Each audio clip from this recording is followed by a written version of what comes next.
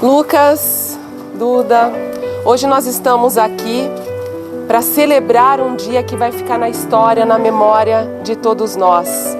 É quando o amor vira escolha, vira história, o amor que vira compromisso. Por isso, nesse momento, vamos todos agradecer.